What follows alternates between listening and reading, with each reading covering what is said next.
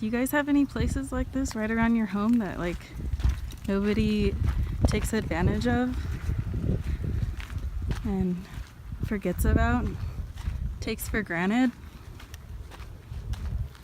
Go use it. Get out. Even if it's just for a little bit, 10-20 minutes out of your day, get your ass outside. I mean, not every day, but like get your ass outside a couple times a week at least, to go on a walk or something. Today I'm coming to you with a different kind of video. I was looking through old pictures and videos and I came across this video that I wanted to share because this is a video of when I finally committed 100% to recovery. What I talk about all the time is committing, because this video was after I was in recovery, but I hadn't committed 100%. So I'd still been going through the weight gain and the edema and, you know, facing food fears and restrictions somewhat. So I still was half-assing recovery, right? And I got to this point where I was just over it. I was sick of going back and forth and yo-yoing between, now I'm ketogenic, I'm gonna try this, because I was fed up with the weight gain and I wasn't being patient and I wasn't accepting it as a healthy part of recovery. And so I tried to go back to paleo again, and I tried to go back to ketogenic and intermittent fasting and HIIT workouts and over exercising, and in an attempt to control the weight gain. Yeah, it got me nowhere except prolonging my recovery process. So I got to this point, I filmed this video, I talk about how people I work with, how this is a good exercise to do for themselves too, is film a video of yourself committing and promising yourself and stating why it is you want to recover and why you should stick through it and why you shouldn't go back and why it's not worth it. And my video cut off. I think my phone died or something, but at least you get the gist of it. And I think I have another video somewhere else, but I just couldn't find it. So I have this and I wanted to share with you. So maybe you guys could do this too as an exercise and then look at it down the line as a reminder, or to see how far you've come, and document this time and state what it is, what you want your life to look like, and what you're sick of, and what you need and want to let go of, and what's no longer serving you, and what your priorities in life are. And yeah, this can also be a journal entry, a video. You can post it on social media or YouTube as like a statement and a documentation, or you could just keep it to yourself like I did and then stumble upon it later down the line. Or when you're feeling down and you're getting caught up with the thoughts and you're tempted to go back or relapse, or just you feel like so crummy and you feel hopeless, kind of. These feelings come up in recovery. They come and go over a long time. This is a journey. So it's cool to have these reminders. And there's plenty of other exercises like this that I utilized along my journey, but this one I wanted to share. And it's just cool because this is the same exact spot that I filmed this video, the same time of the year.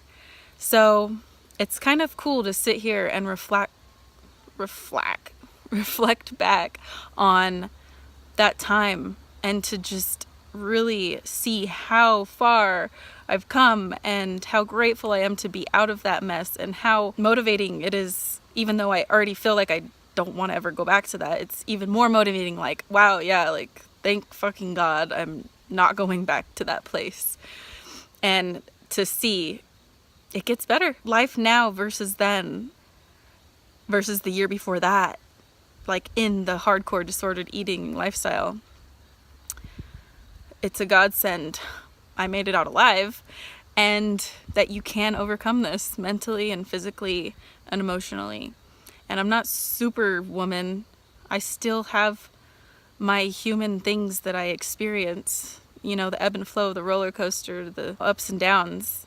But what life is now versus then, night and day. And I'm so grateful for everyone who helped me along my recovery journey. I'm grateful now that you know, I'm still here to be able to share a message to help others. I'm grateful for everyone in this community and the love and support that I see going around. It's amazing and it's beautiful, and there's so much good in this world, and you guys all really inspire me, and I'm so proud of every one of you. Keep going. You can get over this. That's my message out of this, I guess. Maybe this could help you see like things do get better. I don't know, but I felt the need to share this. So I hope wherever you are on your recovery journey, you don't give up, you don't feel completely hopeless to where you want to give up, and you keep going and you keep pushing and you have faith and you keep listening to your body and you keep damning the diets and you just keep on keeping on, right? Oh, and I wanted to note, when I say I was still like restricting, I think at this point, when I look back, I was still restricting oils, and I was still like whole foods only, still limiting salt, and over exercising, restricting myself of like getting what I really wanted to get out at restaurants, even though I was getting more than I would before. If I had a craving for real ice cream or like a donut, I still was deathly afraid. I was still not eating meat. I had added in dairy and eggs,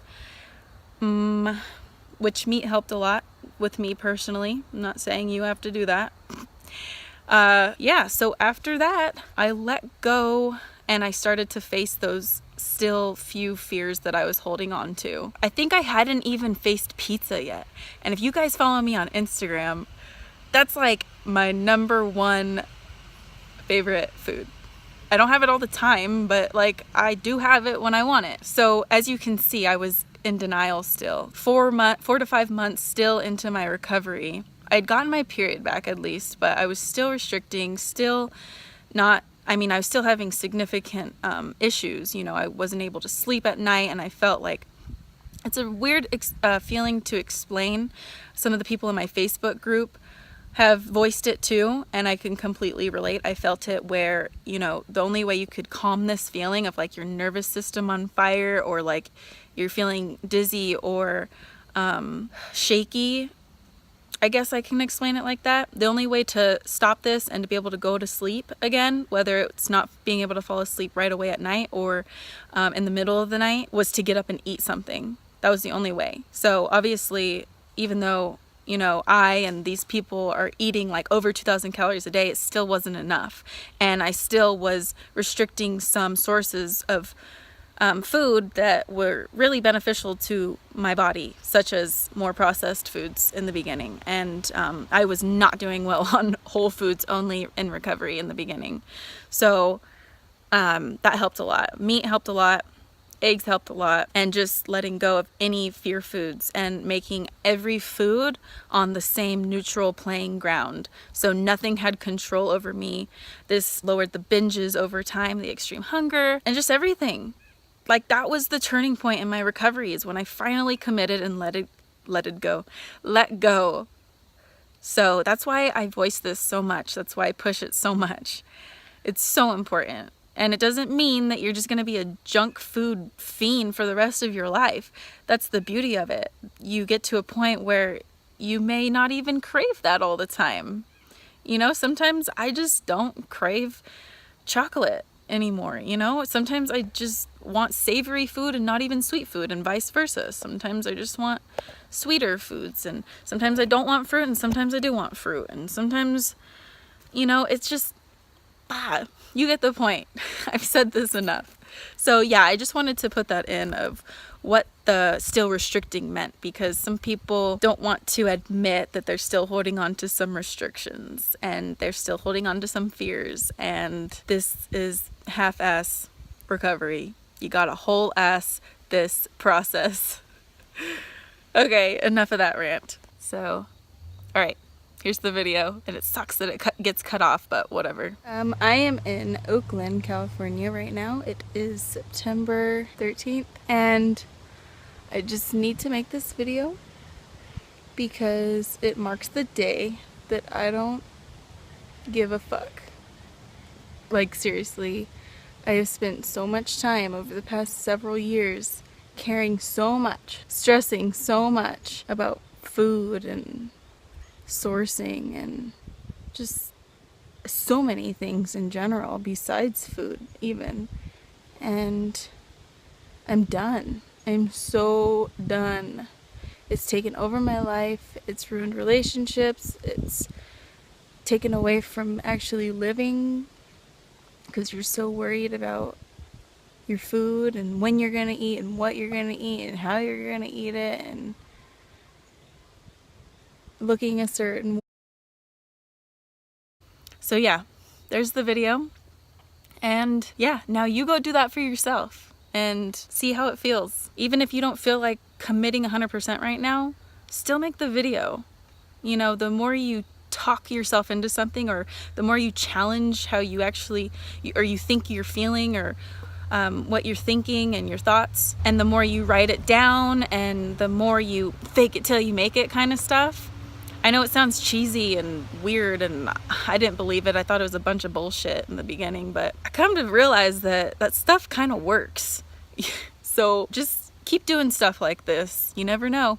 It might manifest into your reality. All right, bye guys.